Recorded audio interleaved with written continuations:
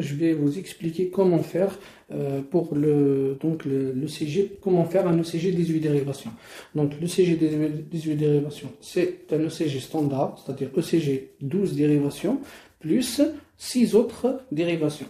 Les autres dérivations, on a 3 dérivations droites, donc le V1. Il faut savoir que le V1, il a toujours sa place, c'est-à-dire le V1, on le met toujours à la place du V1 standard.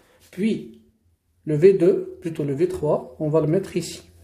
Donc le V3, on va le mettre ici sur donc, le 5e espace intercostal de la ligne médioclaviculaire de la clavicule droite, qui correspond généralement au summum lunaire droit. Puis le V2, on va le mettre ici, le V2, c'est entre V3 et V1.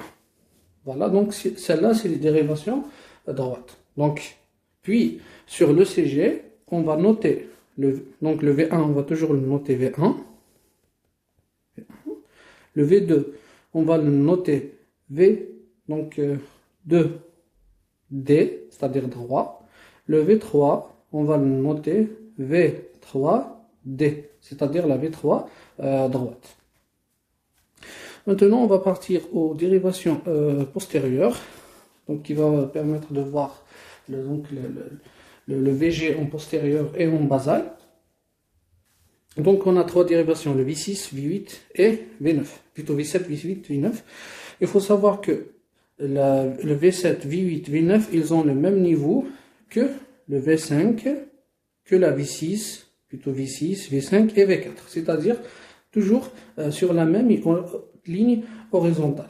La différence c'est que donc V7, elle se situe sur la ligne donc axillaire postérieure, V8, donc elle se situe exactement juste en dessous de la pointe de l'omoplate, et V9, elle se situe entre V8 et la ligne médiane du rachis, la ligne médiane donc des apophyses épineuses du rachis. Donc je refais rapidement, donc V7 c'est donc toujours le même horizontal que V6. V7 c'est la ligne axillaire postérieure, V8 c'est la pointe de l'omoplate, V9 c'est à mi-distance entre V8 et les apophyses épineuses